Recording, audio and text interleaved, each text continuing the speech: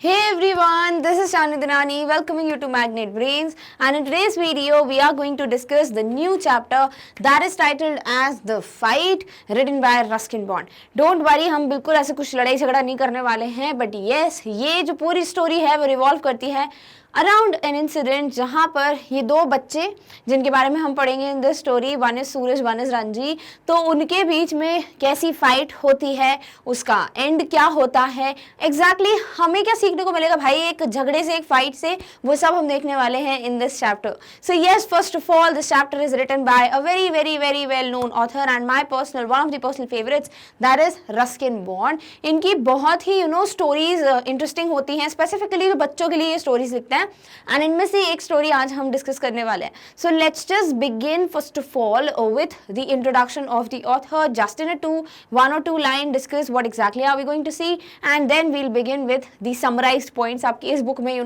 पहले ही पार्ट में कितने पॉइंट्स आप कवर करोगे, सेकंड पार्ट में क्या कवर करोगे, वो सब डिफाइंड होता है.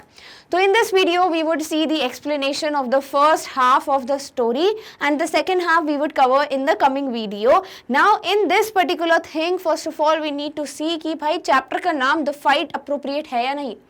पूरे चैप्टर में बात ही इसकी होगी कि इनके बीच में जो फाइट होने वाला है, झगड़ा होने वाला है. सो यस, बहुत अच्छा टाइटल है, इससे अच्छा टाइटल आई डोंट थिंक कोई दे सकते हैं हम. नंबर 2, यहाँ पे हम फाइट की बात कर रहे हैं. What exactly would be the reasons these both the boys would fight, how exactly they would come to a conclusion, how everything would be like cool and chill at the end. ये सारी चीजें हम देखने वाले हैं in this chapter. Clear? So let's just begin with the introduction of the author first. So Ruskin Bond was born on 19th May 1934. इन्हीं की हम एक स्टोरी और शॉर्ट मॉनसून डायरी भी देख चुके हैं in the previous book, right, जो हमारी मेन बुक थी उसमें हम देख चुके हैं और शॉर्ट मॉनसून स्टोरी. अब हम इन्हीं की एक और राइटिंग पढ़ने वाले हैं, that is the fight. He is an Indian author of British descent. The Indian Council for Child Education has recognized his role in the growth of children's literature in India. तो वही मैंने बोला ना, बच्चों की जो बुक स्टोरीज हैं, बच्चों का जो ये लिटरेचर पोर्शन है, जो भी स्टोरीज इन्होंने लिखी है, he has done a very good job and yes, he has been like recognized even by the Indian Council for Child Education. So obviously he is a very big renowned person in the field of writing. Now the fight is a story about two boys, Ranji and सूरज. तो यहाँ पर हम दो बच्चों की बात करने वाले हैं, उनके बीच होने वाली एक फाइट को पढ़ेंगे हम. हमें बड़ा मजा आएगा बिकॉज वैसे झगड़े देखने में बड़ा मजा आता है, राइट. बट यहाँ पर हम बहुत अच्छी चीज सीखते हुए जाएंगे टुवर्ड्स द एंड, यानी कि जब हम सेकंड पार्ट कवर कर लेंगे. So you need to be very enthusiastic and excited. Exactly what are we going to learn from a fight of someone else. So let's just begin first of all कि हम भाई यहाँ बात कर रहे हैं रंजी और सूरज की. दोनों नाम आपको याद रखने हैं. And now let's just read all the pointers that we would cover in the first half of the story. So Ranji discovers a pool in the forest and plunges into it for a swim. Number 1, Ranji जो है वो कहीं और जहाँ पे वो रहे हैं आज तक, वहाँ उन्होंने इतना ब्यूटीफुल पूल नहीं देखा है, पानी नहीं देखा है, एक पूरा इतना क्लियर वाटर, ये सब चीज़ें भी हम देखेंगे लेटर इन द स्टोरी. और जैसे ही वो ये पूल देखते हैं इन द फॉरेस्ट, जंगल में, सो ही प्लंजेस यानी he jumps into it for swim. तो उनको लगता है कि नहीं, अब मुझे स्विमिंग करनी चाहिए इसमें क्योंकि इतना अच्छा पानी है. जस्ट जम्प्स इनटू इट और स्विमिंग एंजॉय करता है. There is serious trouble between him and someone else. Someone else कौन है? वो है सूरज. तो रंजी और सूरज के बीच में एक बहुत बड़े ट्रबलिंग सिचुएशन आ जाती है, बहुत डिफिकल्ट सिचुएशन आ जाती है over who has right to the pool. और इनका किस बात पे चर्चा चल रहा है कि भाई किसका ज्यादा हक बनता है पूल पे. बल्कि सबको पता है कि पूल क्या है, एक पब्लिक प्रॉपर्टी. कोई भी पर्सनली ऐसे नहीं कर सकता कि ये भाई मेरा पूल है and all, because everybody is allowed to use the pool as it is like publicly. It's like बोल सकते हो एक प्रॉपर्टी बन चुकी है कि everybody has right. But yes, यहाँ पे दोनों बच्चे जो हैं आपस में ये फाइट करने लगते हैं, एक डिस्कशन होने लगता है इनके बीच में कि किसका ज्यादा हक बनता है इस पूल पे. A fight ensues. What is ensues? Arises, यानी कि चालू हो जाती है. इसी बात पे झगड़ा स्टार्ट होता है, डेवलप होता है. क्लियर? तो हम यही देखने वाले हैं कि कैसे रंजी को एक पूल दिखता है, he feels it's very nice pool, वो उसमें स्विम करता है. Next day again he comes, but yes there is some other person जैसे सूरज हैं, और वो दोनों के बीच में एक डिस्कशन चलता है that who has right on the pool, and then एक फाइट डेवलप होती है. The first round ends in a draw, और जैसे ही हम देखेंगे फाइट वगैरह होगी, इनके बीच में बहुत ही खतरनाक वाली लड़ाई होने वाली है, और पर होगा क्या, एक ड्रॉ हो जाएगा, यानी कौन जीता ये पता ही नहीं चलेगा, both would be like at equal position. Clear? तो पहले पार्ट में तो हम यही देखने वाले हैं भाई, बहुत मजा आएगा। हम देखेंगे इनका पहला फाइट एग्जैक्टली कैसे होता है, क्या करने वाले हैं, और ये ड्रॉ कैसे हो जाता है, that we are going to see in this particular part. So Ranji had been less than a month in Rajpur when he discovered the pool in the forest. तो अभी सिर्फ एक महीना ही, मतलब एक महीना भी नहीं हुआ है, एक महीने से भी कम दिन हुए हैं किसको, रंजी को यहाँ आए हुए इन राजपुर, और वहाँ पर एक फॉरेस्ट में उसे एक पूल दिखता है, एक जंगल में उसको एक पानी का पूरा झरना या किनारा दिखता है। It was the height of summer and his school had not yet opened. और बिल्कुल height of summer यानी भयंकर गर्मी थी, बहुत ज़्यादा हाई टेम्परेचर हो रखा था, एंड yes उसके स्कूल अभी स्टार्ट नहीं हुए थे बिकॉज ऑब्वियसली समर वेकेशंस चल रहे होंगे। And having as yet made no friends in this semi-hill station, he wandered about a good deal by himself into the hills and forests that stretched away interminably on all sides of the town. अब क्या लिखा है यहाँ पर कि क्योंकि उसके अभी कोई स्कूल ओपन नहीं हुए थे तो कोई फ्रेंड्स नहीं बने थे, तो इसीलिए ये खुद डिसाइड करता है कि भाई ये जो सेमी हिल स्टेशन है, यानी कि पूरा हिल स्टेशन नहीं है, आधा हिल्स वगैरह हैं पर इतनी बर्फ नहीं है, इतनी ठंड नहीं है, तो इस तरीके से कुछ कुछ प्रॉपर्टीज हैं हिल स्टेशन की, वहां पर ये खुद ही घूम ले, खुद ही देख ले एक बार पूरी जगह को, बिकॉज उसके वहां पर कोई अभी तक दोस्त नहीं बने थे। He wandered about a good deed by himself, यानी कि वो खुद ही बहुत सारी जगह खुद ही रोम करने लगता है, घूम फिर के देख लेता है। Into the hills and forest, hills पे जाता है, पूरे जंगलों में जाता है, that stretched away interminably. What is interminably? Endlessly, यानी खत्म ही नहीं हो रहे थे, बिल्कुल जाते जाओ और इतने ज्यादा घने जंगल जो है उसको वहां पर दिखते हैं। On all sides of the town, और इस पूरे टाउन के हर जगह, वो किसी भी तरफ चला जाए उसको हिल्स, उसको एंडलेस जंगल्स या फॉरेस्ट जरूर दिखते हैं। सो दिस इज हाउ वो खुद ही मजे से घूम रहा है, बिकॉज उसके अभी तक कोई फ्रेंड्स नहीं है और स्कूल्स भी ओपन नहीं हुए, तो क्या करे, तो यहाँ पर अभी वो देख रहा है कि जगह कैसी है। It was hot, very hot, at that time of the year, and Ranjay walked about in his vest and shorts, his brown feet white with the chalky dust that flew up from the ground. अब क्या दिया हुआ है कि इस वक्त जब वो जा रहा है ना, जबकि ये स्टोरी होगी, उस वक्त बहुत ज्यादा गर्मी है, it's supremely hot, and Ranje जो है वो किस में वॉक कर रहा है, उसने एक वेस्ट पहनी है, that means a piece of clothing that you wear under your underclothes on the top part of your body. जो बनियान होती है ना उसे कहते हैं वेस्ट, ठीक है। तो इतनी गर्मी है तो वो अपनी बनियान में और शॉर्ट्स में घूम रहा है, छोटे से उसने बिल्कुल निकर टाइप पहने है और इसमें वो घूम रहा है बिकॉज ऑब्वियसली बहुत ज्यादा गर्मी है। His brown feet white, और उसके पैर कैसे हैं, ब्राउनिश कलर के हैं, यानी इंडियन एक टच जो है वो बताया गया यहाँ पर, तो एक ब्राउनिश से उसके कलर के फीट हैं, एंड दे आर व्हाइट, और वो कैसे हो गए, व्हाइट हो गए, किससे, because the chalky dust that flew up from the ground, क्योंकि पूरी जो धरती है उस पर बिल्कुल ऐसे चौक के जैसे पाउडर होता है ना, पाउडरी फॉर्म में, वैसे ही डस्ट मिट्टी है, और वो जैसे उसके पैरों पे उड़ के आ रही है तो पूरा व्हाइट हो गया उसके फीट, क्योंकि कवर हो गए पूरे मिट्टी से। The earth was parched, the grass brown. अर्थ कैसा था, parched. Parched means hot and dry. बहुत ज्यादा गर्मी है, और ऑब्वियसली गर्मी में सब बहुत ड्राई फील होता है, बिल्कुल मॉइस्चर नहीं होता है नेचर में, तो इस तरीके से अर्थ अभी बहुत ज्यादा गर्म है। ग्रास जो है वो ग्रीन नहीं रहती, ऑब्वियसली वो ब्राउन होने लगती है, and it is brown. The trees listless, listless का मतलब होता है पता ही नहीं है क्या करना है, एनर्जेटिक नहीं बिल्कुल भी, और गर्मियों में तो यही होता है ना कि बिल्कुल शांत होते हैं पेड़, हवा नहीं चल रही, बोलते ना अपन, जैसे अगर हम रात को घूमने जाएं गर्मियों में तो ऐसे मम्मी पापा बोलते हैं अरे बाप रे एक पत्ता भी नहीं हिल रहा है, इसका मतलब हवा ही नहीं है, बहुत गर्मी है, राइट। तो ट्रीज क्या है, लिस्टलेस, मतलब वो बिल्कुल भी हिलडुल नहीं रही है, there is no movement, they are like still, ऐसा लग रहा है बिल्कुल एनर्जी नहीं हो किसमें, ट्रीज में। हार्डली स्टेरिंग, यानी बिल्कुल भी थोड़ी बहुत ऐसे हवा चल रही हो तो थोड़ी बहुत मूवमेंट हो रही है लीव्स वगैरह में, बाकी बिल्कुल स्टिल है, स्टेशनरी है।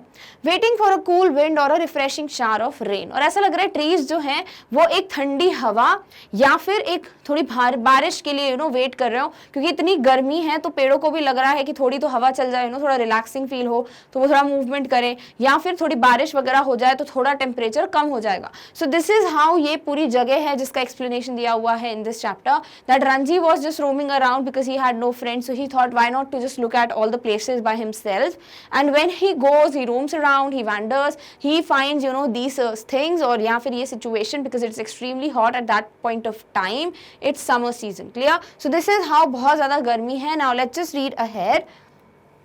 So it was on such a day, a hot tired day that Ranji found the pool in the forest. क्यों बताया है इतनी गर्मी है एंड ऑल, बिकॉज ताकि हम फील कर पाए कि रंजी क्यों पूल में जाता है, ठीक है। तो बहुत ज्यादा गर्मी है, ऐसा ही एक दिन आता है, it is very hot, it's very like बहुत ज्यादा टेम्परेचर ज्यादा है एंड टायर्ड डे, और बहुत ज्यादा थक गया था कौन, रंजी। सो इसीलिए जैसे ही उसको पूल दिखता है, he was very happy and he thought कि why not to just jump into it. तो वो ये पूल देखता है in the forest. The water had a gentle translucency and you could see the smooth round pebbles at the bottom of the pool. और पानी इतना साफ था, वो बहुत ज्यादा साफ था कि उसमें थोड़ी सी ट्रांसल्यूसेंसी थी। What is translucent? Clarity, possible to see through, यानी थोड़ा बहुत दिख जाए, ठीक है, इतनी क्लैरिटी थी। बिल्कुल क्लियर, ट्रांसपेरेंट नहीं था, ट्रांसल्यूसेंट था, यानी थोड़ा बहुत क्लियर था। और इसमें वो जो है छोटे छोटे बिल्कुल जो पत्थर होते हैं, पेबल्स होते हैं, जो पानी में आपको दिख जाते हैं नीचे, ठीक है। जैसे अगर आप किसी में पानी में पूल में एंटर भी करते हो तो आपको फील हो जाता है पैरों से कि वो छोटे छोटे पत्थर है। तो वो बिल्कुल क्लियरली दिख रहे थे बिकॉज द पानी जो है यानी जो वाटर था, it was very clear. A small stream emerged from a cluster of rocks to feed the pool। और वैसे ही था, बहुत सारे रॉक्स हैं, उनमें से पानी जो झरना बहता है उसकी बात हो रही है कि बिल्कुल वाटर जो है वहीं से आ रहा है और इस पूल में जा रहा था। तो this is how it was feeding the pool, यानी कि वो ऐसा लग रहा है जैसे वो पानी जो है पिला रहा हो पूल को, इस तरीके से पानी की एंट्री हो रही थी। So the pool was like very attractive, it was so clear. So इसीलिए Ranji obviously would be like very enthusiastic and excited to jump into the pool. Clear? All right. During the monsoon, the stream would be a gushing torrent cascading down from the hills. But जब monsoon season होगा, जब बहुत ज़्यादा बारिश होती है, rainy season की बात हो रही है, उस वक्त ये जो स्ट्रीम है यानी ये जो झरना है जिससे पानी जो पूल में एंटर हो रहा है, दैट वुड बी गशिंग, यानी बिल्कुल स्पीड में एकदम से बहने लगता होगा। Torrent, torrent means rushing stream of water, यानी बहुत तेज जब पानी बहता है ना, उसे कहते हैं torrent. Cascading down from the hills. What is cascading? Coming down like a waterfall. और वो नीचे आ रहा होगा, राइट। जैसे ये जो रॉक्स हैं, यहाँ से पानी जो है वो आ रहा है और ये पूल में फीड कर रहा है, वो पूल में पानी एंटर हो रहा है। तो जब बारिश होगी तो स्पीड क्या होगी? बहुत तेज होगी, बिकॉज बहुत ज्यादा जो अमाउंट जो है, वॉल्यूम जो है वो पानी का बढ़ गया, राइट। तो इस तरीके से पानी जो है उसकी स्पीड बढ़ जाती है and this could be seen during monsoon season. During the summer it was बेयरली a trickle, but yes जब गर्मी हो जाती है तो पानी सूखने लगता है, राइट। और वैसे बारिश नहीं हो रही है तो बेयरली ऐसा लग रहा है कि बिल्कुल मामूली सा एक बहुत थोड़ा बहुत पानी आ रहा है। ट्रिकल का मतलब होता है वीक और thin flow of water, but ये जो पानी है वो बहुत कम आ रहा है इन रॉक्स के थ्रू। तो इसीलिए एक डिफरेंस दिख रहा है कि देखो गर्मियों में कितनी ज़्यादा पानी कम है और मानसून सीजन में अलग ही इसकी स्पीड इतनी ज़्यादा बढ़ जाती है।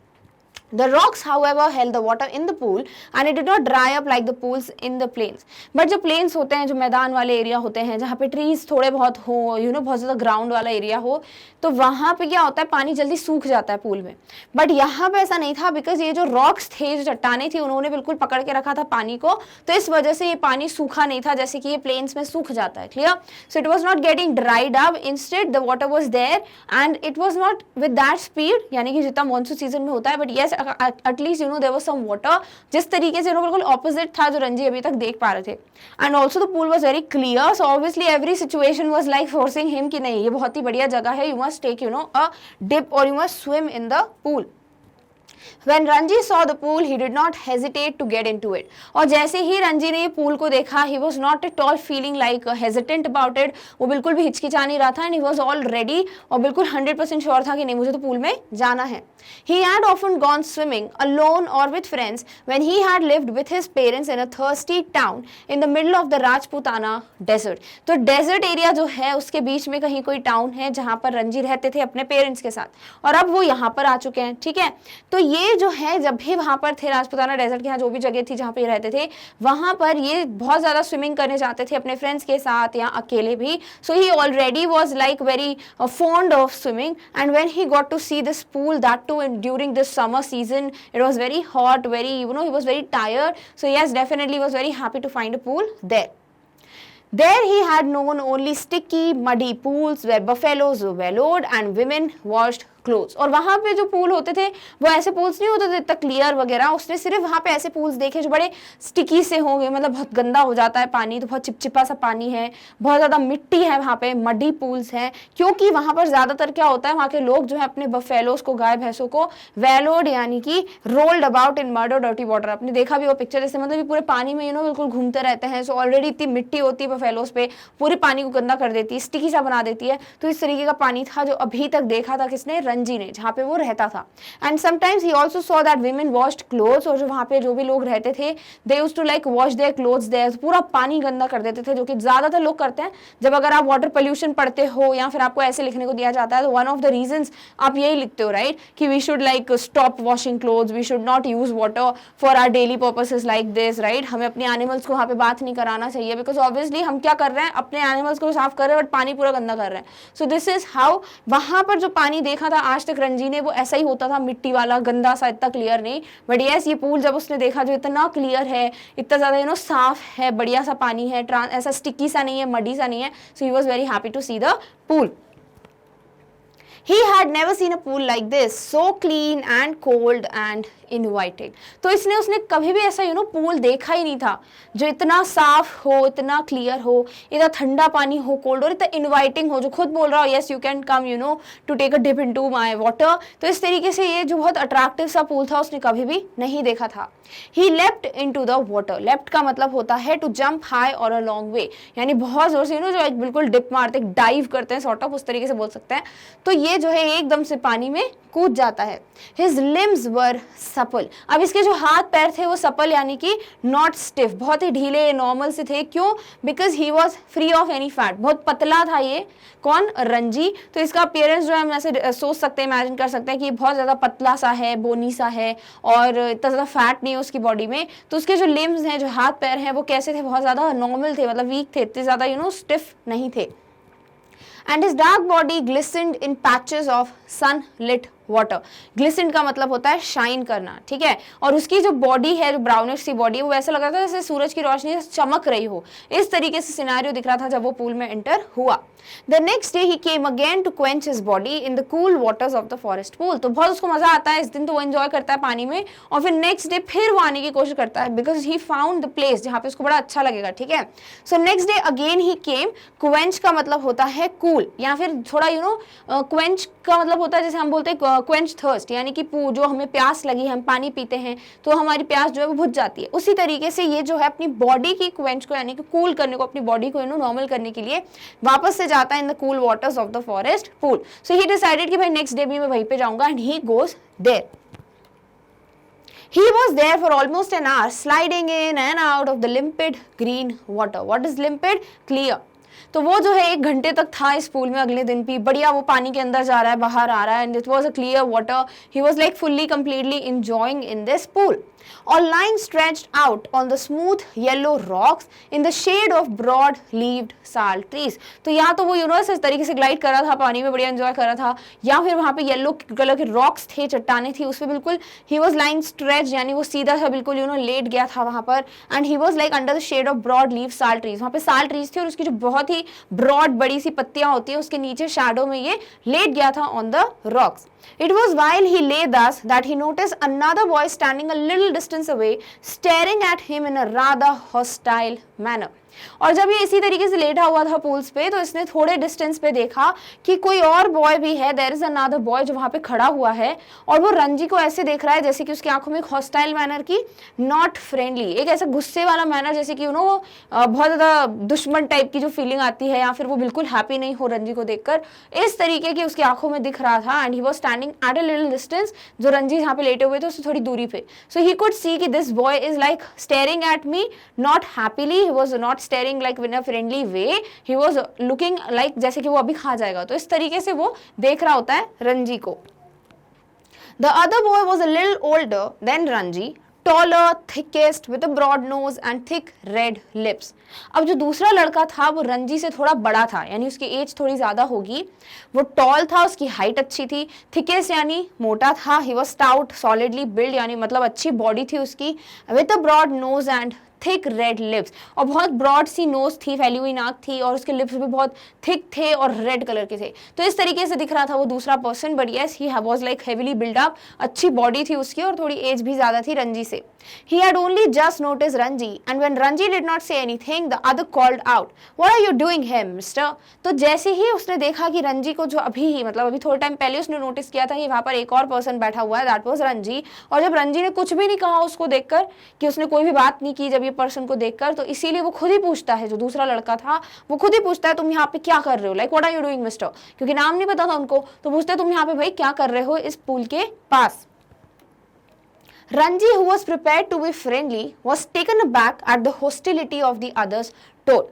तो रंजी जो है वो रेडी था कि हाँ भाई कोई नया पर्सन आया, वैसे भी रंजी के कोई फ्रेंड्स तो थे नहीं यहाँ पे, तो वो बड़ा खुश था कि मैं थोड़ा फ्रेंडली वे में बात करूंगा। He was all ready to become friend with this boy. But yes क्या हुआ भाई, क्योंकि जैसे ही उसने देखा कि उसकी जो बातचीत की टोन थी, जो वो पूछता है दूसरा बॉय कि what are you doing here, तो उसकी टोन कैसी थी, हॉस्टिलिटी, यानी कि इल वे या एनमिटी, नॉट फ्रेंडली, ऐसे बिल्कुल जैसे दुश्मन टाइप की आवाज होती ना, वैसी टोन उसको लगती है, तो वो थोड़ा स्टेप बैक हो जाता है, यानी पीछे हट जाता है। And he did not talk in that friendly way that he was thinking about to do. I am swimming, he replied. तो उसने बोला भाई मैं यहाँ स्विमिंग कर रहा हूँ, और क्या करूंगा पूल में, तो मैं यहाँ पे स्विमिंग कर रहा हूँ। Why don't you join me? तो वो बोलता है तुम भी मुझे ज्वाइन कर लो, आ जाओ, चलो हम एक साथ स्विमिंग करेंगे। I always swim alone, said the other. तो जो दूसरा बॉय है वो बोलता है मैं हमेशा अकेले स्विम करता हूँ, मैं किसी के साथ स्विम नहीं करता। This is my pool, I did not invite you here. वो बोलता है ये पूल मेरा है, it belongs to me, और मैंने तुम्हें कभी यहाँ इन्वाइट नहीं किया, तो तुम कैसे आ गए। तो रंजी को देखकर ये जो दूसरा लड़का है वो बहुत ही बुरी तरीके से बिहेव करता है, और उसको बोलता है कि तुम यहाँ पे कैसे आ गए, और मैं हमेशा अकेले स्विम करता हूँ, ये मेरा पूल है, मैंने जब तुम्हें इनवाइट नहीं किया तो तुम यहाँ पे एंटर कैसे हुए, you can not come to my pool. So this another boy was like, don't know कि वो ऐसा क्यों बोल रहा था, because pool was like public property, it was like nature का एलिमेंट, और वो कोई भी यूज कर सकता था। But that other boy did not wanted Ranji to be part of this. The stranger strode up to Ranji, who still sat on the rock, and planting his broad feet firmly on the sand, said, as though this would settle the matter once and for all. तो जो दूसरा boy था, जो stranger था, he strode up. Strode up का मतलब होता है to walk with long step, बहुत जल्दी जल्दी आना, बड़े बड़े स्टेप्स लेते हुए। तो इस तरीके से वो रंजी की तरफ आता है, और रंजी अभी भी रॉक पे बैठा था, एक पत्थर पे, एक चट्टान पे बैठा हुआ था। Planting his broad feet firmly on the sand, और उसने अपने पैरों को जो है बहुत ज्यादा फर्म तरीके से सैंड पे रख दिया था, यानी अच्छे से रखे हुए थे उसके पैर मिट्टी पे। ऐसे खड़ा हुआ वो, जैसे कि अभी जो कुछ भी बातें करेंगे वो, तो बिल्कुल मैटर जो है वो सेटल हो जाएगा, and then that other person would also not say anything, and Ranji would also be happy. तो इस तरीके से रंजी जो है वो बिहेव कर रहा था। Don't you know I am a warrior, I do not take replies from villagers like you. तो वो जो है, जो दूसरा स्ट्रेंजर था, वो जाता है इसके पास, रंजी के पास, और बोलता है तुमको नहीं पता कि मैं एक वॉरियर हूँ, मैं एक सिपाही हूँ, लाइक मैं किसी से डरता नहीं हूँ, और मैं तुम्हारे जैसे गाँव वालों से, विलेजर्स से कभी भी कोई बात का रिप्लाई नहीं चाहता हूँ, मैं तुमसे बात नहीं करता हूँ। So you like to fight with villagers, said Ranji. तो रंजी बोलते हैं अच्छा तुम बात नहीं करते हो, मतलब तुम लड़ना पसंद करते हो विलेजर्स से, do you want to fight. Well, I am not a villager, I am a fighter. तो जब वो बोलता है ना कि I am a warrior, कौन, जो स्ट्रेंजर रहता है, तो इस पे रंजी बोलते हैं अच्छा ठीक है, तुम विलेजर्स से लड़ना पसंद करते हो, बट मैं कोई विलेजर नहीं हूँ, मैं एक फाइटर हूँ, मैं भी किसी भी चीज से डरता नहीं हूँ, like if you are a warrior I am also a fighter. तो इस तरीके से इनकी फाइट धीरे धीरे स्टार्ट हो रही है। I am a warrior, I am a fighter. तो जब वो जो दूसरा स्ट्रेंजर है वो बोलता है मैं वॉरियर हूँ, मैं सिपाही हूँ, आई कैन डू एनीथिंग, और यहाँ पे रंजी भी बोलता है मैं भी फाइटर हूँ, मैं भी डरता नहीं हूँ, I can also find any circumstances. They had reached an impasse. अब इम्पास जो है उसको एम्पस भी बोलते हैं। इट मीन्स डेडलॉक, यानी प्लेस और position from which there is no way out, यानी वो एक ऐसी सिचुएशन, एक ऐसे पॉइंट पे पहुंच गए थे दोनों, ये स्ट्रेंजर और रंजी, कि अब इससे पीछे मुड़ के देखना पॉसिबल नहीं था। Now that was like the end, it was a deadlock, फंस चुके थे वो वहां पर। One had said he was a warrior, the other had proclaimed himself as a fighter. क्यों ऐसा बोल रहे कि फंस गए थे, क्योंकि एक बहुत ही प्राउड से बोल रहा है कि मैं एक वॉरियर हूँ, दूसरा बोल रहा है मैं एक फाइटर हूँ, तो बड़ी अनाउंस कर रहे हैं चिल्ला चिल्ला कि मैं एक वॉरियर हूँ, मैं एक फाइटर हूँ। तो अब दोनों को ही प्रूव करना पड़ेगा ना कि कौन वॉरियर है कौन फाइटर है, तो इस तरीके से अब ये पीछे मुड़ के नहीं देख सकते थे। There was little else that could be said. और इसके अलावा और कुछ बात करी नहीं जा सकती थी, बिकॉज दोनों ने एक दूसरे को डरा दिया था, भाई मैं भी तुमसे लड़ सकता हूँ, मैं भी तुमसे लड़ सकता हूँ, मैं भी नहीं डरता, मैं भी नहीं डरता। तो इस तरीके से होता है ना, जब एक ऑलरेडी प्रोक्लेमेशन हो गया, एक अनाउंसमेंट हो गई है कि भाई मैं भी नहीं डरता, दूसरा भी नहीं डरता, तो प्रूफ तो करना पड़ेगा ना कि कौन किससे ज्यादा स्ट्रांग है, नहीं तो क्या होगा, एक की जो है हार हो जाएगी, एक की जीत हो जाएगी। तो दिस इज हाउ, अब वो पीछे मुड़ के नहीं देख सकते थे, and there was nothing else they could speak about now, like there was nothing else they could speak about या they could discuss, because they like pronounced it, they kind of proclaimed it कि नहीं भाई हम तो डरते नहीं किसी से, हम तो अब लड़के दिखाएंगे। You understand that I am a warrior, said the stranger, feeling that perhaps this information had not penetrated Ranji's head. तो फिर से ये जो स्ट्रेंजर है, जो दूसरा लड़का है, वो रंजी को बोलता है कि मैंने तुम्हें बोला ना मैं एक वॉरियर हूँ, मैं एक सिपाही हूँ। और वो इस तरीके से बोलता है जैसे उसको लग रहा था कि मे बी रंजी के दिमाग में ये बात घुसी नहीं है, एंटर नहीं हुई है। Penetrate means gone through and to, कि वो उसके रंजी के दिमाग में ये चीज गई नहीं, उसको समझ नहीं आ रहा है कि मैं एक वॉरियर हूँ, इसीलिए डर नहीं रहा है, इसलिए वापस नहीं जा रहा है। तो वो फिर से बोलता है, जो दूसरा स्ट्रेंजर होता है, कि भाई मैं क्या हूँ, एक वॉरियर हूँ। I have heard you say it 3 times, replied Ranji. तो रंजी बोलते मैंने तुम्हें 3 बार सुन लिया, जब तुमने 3 बार बताया कि तुम वॉरियर हो, तो मैं ऑलरेडी सुन चुका हूँ कि हाँ भाई तुम एक वॉरियर हो। Then why are you not running away? तो जो दूसरा स्ट्रेंजर बोलता है जब अगर तुमने सुन लिया है कि मैं वॉरियर हूँ, और उसको देख के कोई भी डर जाए, बिकॉज उसकी बॉडी अच्छी थी, और रंजी तो थोड़ा पतलू सा था, वैसे ही फैट नहीं था उसकी बॉडी में, बोनी सा था। सो यस, उसको लगता है कि जब मैंने इसको बोल दिया मैं वॉरियर हूँ, इसने सुन भी लिया है, तो ये भाग क्यों नहीं रहा है। तो वो बोलते हैं फिर why are you not running away from here, I am waiting for you to run away. तो रंजी बोलता है मैं तो इसलिए वेट कर रहा हूँ कि तुम चले जाओ यहाँ से, मैं क्यों भागूंगा, you need to run away. तो इस तरीके से दोनों ही जो है एक दूसरे से एक लड़ाई में एंटर हो ही रहे हैं, and the fight is going to take place. I will have to beat you, said the stranger, assuming a violent attitude, showing Ranji the palm of his hand. तो जो stranger है वो बोलते हैं कि अच्छा ठीक है, मतलब तुम भी नहीं भागोगे, तुम बोल रहे हो कि मेरे लिए वेट कर रहे हो, तो अब मुझे तुम्हें मारना पड़ेगा। I would start like beating you, said the stranger। वो ऐसे बोल रहा था जैसे क्यों ना assuming a violent attitude, जैसे वो बहुत ज्यादा डरा रहा हो, बड़े गुस्से में हो। showing Ranji the palm of his hand, और वो हाथ दिखा के बोलता है मैं अभी तुम्हें मारता हूँ। तो इस तरीके से उसका जो एटीट्यूड था, जो जेस्चर था, वो ऐसा था कि रंजी डर जाए कि हाँ भाई ये अब जो है कभी भी मुझे मार सकता है।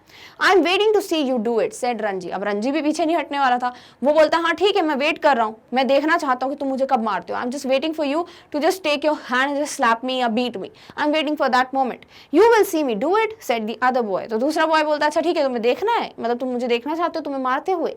Ranji waited and Ranji was like हाँ मतलब हाँ आ जाओ मार लो। The other boy made a strange hissing sound. तो जो दूसरा बॉय है वो अलग से एक साउंड, ऐसे टाइप का जो साउंड होता है ना, उस तरीके का हिसिंग एक साउंड प्रोड्यूस करता है। And they stared each other in the I for almost a minute, और एक दूसरे को ये लोग घूर घूर के 1 मिनट के लिए देखते रहते हैं। And now I don't know what is going to happen, because both of them are very angry. दोनों ही बड़े गुस्से में हैं और एक दूसरे को स्टेयर करके देख रहे हैं कि अब देखता हूँ, मैं वेट कर रहा हूँ रंजी जो है दूसरे स्ट्रेंजर बॉय के लिए कि वो मुझे कब मारता है। Then the warrior slapped Ranji across the face with all the force he could muster.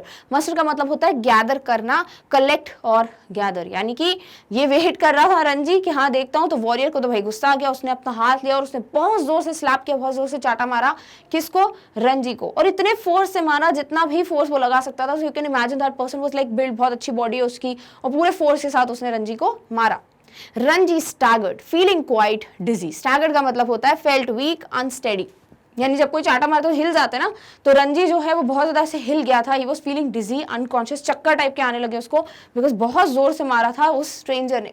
There were thick red finger marks on his cheek, और इतनी जोर से मारा था कि मोटे बेटे बिल्कुल उंगलियों के लाल लाल निशान छप गए थे किसके? रंजी के फेस पे। So the fight was like अब तो बहुत ज्यादा ही हो जाएगा, बिकॉज उस स्ट्रेंजर ने बहुत ज्यादा बड़ा स्टेप ले लिया। He had like given a slap, a very big tight slap to this person, that is Ranji. There you are, exclaimed his assailant. Now what is assailant? The person who attacks like enemy या adversary भी हम next word पढ़ेंगे later in the chapter. तो वो बोलता है अच्छा ठीक है, मतलब तुमने मारा ना, लाइक तुम मेरे एनिमी हो एंड यू डिड इट। तो इस तरीके से फाइट जो है वो और ज्यादा फायर अप हो रही है, यानी बहुत ज्यादा स्टार्ट होती जा रही है, बढ़ती जा रही है। लेट्स सी अब आगे क्या होता है। Will you be off now? तो वो बोलते अब तो तुम चले जाओगे ना, मतलब अब मैंने मार दिया तुमको, अब चले जाओ यहाँ से। Now you just run away from this place. For answer, Ranji swung his arm up and pushed a hard bony fist into the other's face.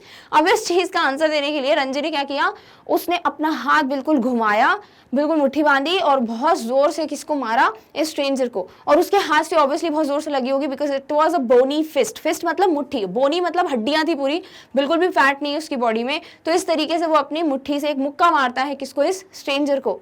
And then they were at each other's throats. अब दोनों ने एक दूसरे को एक बार मार दिया।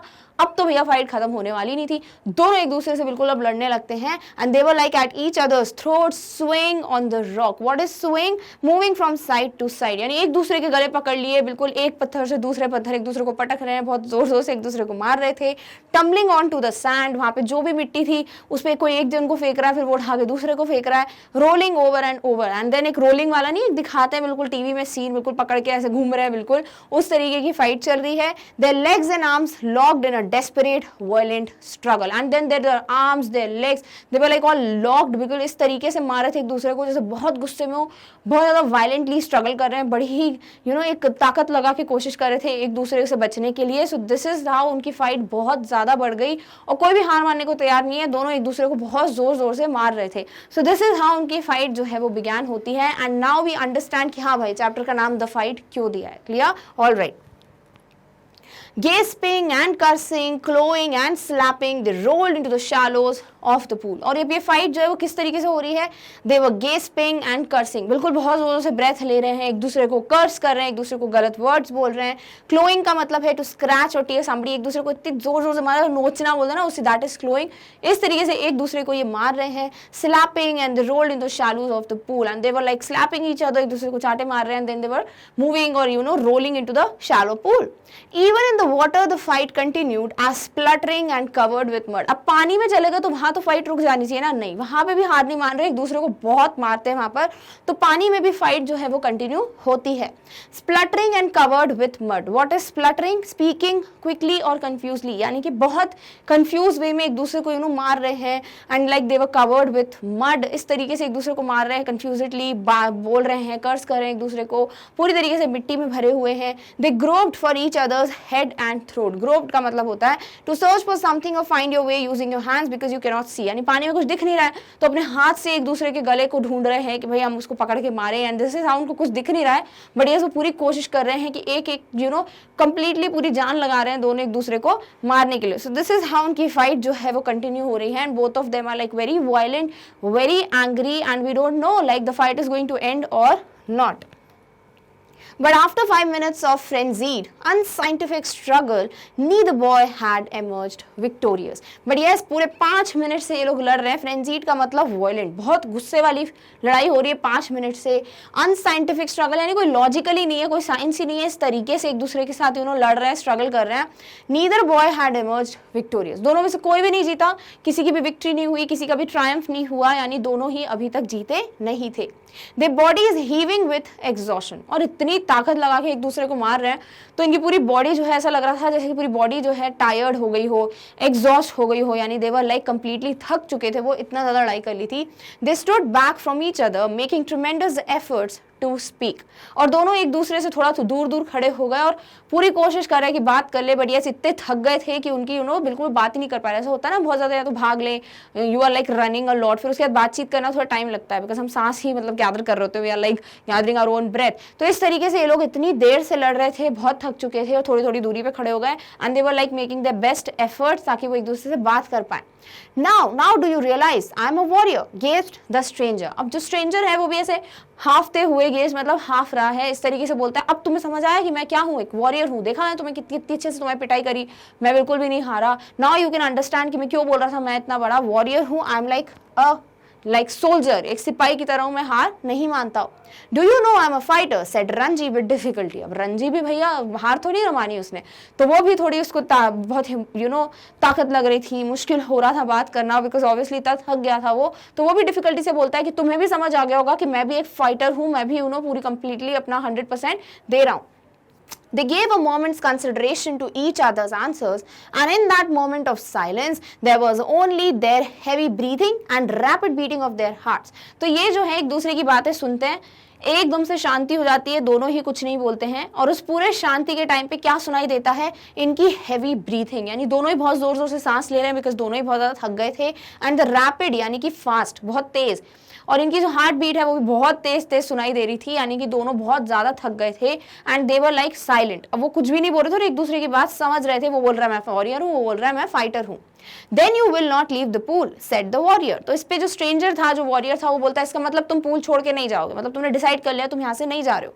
I will not leave it, said Ranji. तो रंजी बोलता है हाँ मैं नहीं जाऊंगा, बिल्कुल नहीं जाऊंगा, मैं यहीं खड़ा रहूंगा. And I am not going to leave this pool. Then we shall have to continue the fight, said the other. तो दूसरा जो वॉरियर होता है, स्ट्रेंजर है, वो बोलता है मतलब इसका मतलब हमें लड़ाई कंटिन्यू करनी पड़ेगी बिकॉज जब तक हार जीत का फैसला नहीं होगा, हाउ कैन वी डिसाइड कि कौन रहने वाला है पूल में या कौन नहीं. So the stranger was like we need to continue the fight, हमें इसको कंटिन्यू करना पड़ेगा. All right said Ranji. Now Ranji was like all okay, I am all ready, let's just continue the fight, हम इसे आगे जारी रखेंगे एंड लेट्स सी कि फिर कौन जीतता है. But neither boy moved neither took the initiative. दोनों ही बोल रहे हैं हाँ पर लड़ाई करनी पड़ेगी, वो भी बोल रहा है पर कोई भी मूव नहीं कर रहा है। ऐसा होता है ना पहले तुम मारो, इस तरीके से मूवी सीन होते हैं उस तरीके से दिख रहा है। नहीं दोनों ही में ताकत नहीं है, दोनों इतने थक गए हैं, दोनों ही कोशिश नहीं करना चाहते हैं लड़ने की फिर से। बट यस दोनों बोल रहे हैं कि हाँ फाइट को तो कंटिन्यू रखना पड़ेगा। But neither of them took the initiative, किसी ने भी फाइट स्टार्ट नहीं की। The warrior had an inspiration, और उसी वक्त ये जो वॉरियर है ही had like a new idea. Inspiration का मतलब एक नया उसको सुझाव आया, एक नया आइडिया आया। And he then he told we will continue the fight tomorrow, he said. बोलता है चलो ठीक है हम कल फाइट स्टार्ट करते हैं। ये वॉरियर का आइडिया है क्योंकि ऑब्वियसली वो भी थक गया है और रंजी भी थक गया है, वो भी आगे नहीं बढ़ रहा था। दोनों को थोड़ा टाइम चाहिए था कि हाँ थोड़ा रिलैक्स कर ले, बकल अप कर ले अपने आप को, and then they would fight the next day. तो यहाँ पर वो वॉरियर जो है वो उनको बोलता है रंजी को कि let's just continue the fight the next day, हम कल आके फिर से लड़ेंगे। If you dare to come here again tomorrow we will continue this fight and I will not show you mercy as I have done today. तो वो बोलता है अगर तुम्हें हिम्मत होगी या तुम हिम्मत करके कल आते भी हो तो फिर मैं तुम्हें बताता हूँ मैं बिल्कुल भी तुम पे दया नहीं करूंगा जैसे मैंने आज की है तुम पे, यानी मैंने तुम पे मर्सी की, आज मैंने दया दिखाई इसीलिए तुम बच गए। अब मैं कल तुम्हें बताता हूँ अगर तुम गलती से भी आ जाते हो, if you have that dare in you कि तुम इतनी हिम्मत से आ सकते हो, देन डेफिनेटली कम टुमारो। और मैं इस तरीके से तुम्हें दिखाऊंगा कि फाइट करूंगा, तुम ऐसा इतना मारूंगा तुमको, बिल्कुल भी दया नहीं दिखाऊंगा जैसे मैंने तुम्हें आज दिखाई थी। सो देन लेट्स सी कि टुमारो फिर कौन जीतता है। तो दिस इज हाउ वो वॉरियर जो है वो अपना भी ठीक हो जाता है कि हाँ अभी मैं थक गया हूँ, रंजी के लिए भी अच्छा हो जाता है कि हाँ अभी ताकत नहीं है। तो कल यानी नेक्स्ट डे जो है डिसाइड करेंगे कि कौन जीतता है कौन हारता है। Done, all right. I will come tomorrow, said Ranji. तो रंजी बोलता है मैं बिल्कुल आऊंगा कल, मैं डरता थोड़ी ना हो, तो मैं बिल्कुल आऊंगा कल and let's just continue the fight, I will be ready for you. तो बोलता है कि ठीक है मैं भी तैयार रहूंगा तुम्हारे लिए, चलो आ जाओ कल हम लड़ेंगे।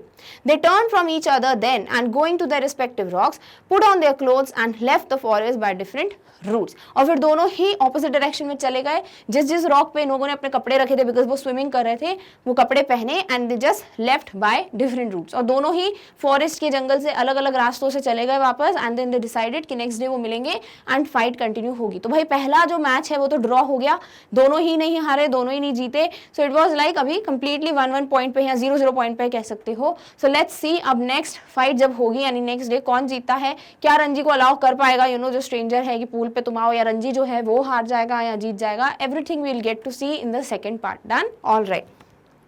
So with this we come to an end of the explanation of the very first half of the chapter, the fight. I hope आपको समझ आ गया होगा कि भाई the fight नाम क्यों रखा है। बिकॉज एक छोटे से पूल के लिए जिसमें कोई भी आ सकता है, ऐसा तो है नहीं कि पूल में इतनी सी जगह एक ही जन जा सकता है, बट यस एक होता है ना कि नहीं ये मेरी जगह है, मेरा पूल है, मैं अलाउ नहीं करता किसी को। तो इस तरीके से वो स्ट्रेंजर को बिल्कुल सहन नहीं होता कि कोई और कैसे आ रहा है मेरे पूल में। And Ranji was also very happy with the pool, so he was also like कि भाई ऐसे कैसे, तुम्हारा नाम थोड़ी ना लिखा है। So both of them were fighting for something like जिसका किसी को भी हक नहीं था। Everybody like can come, anyone can come there because it was a public property.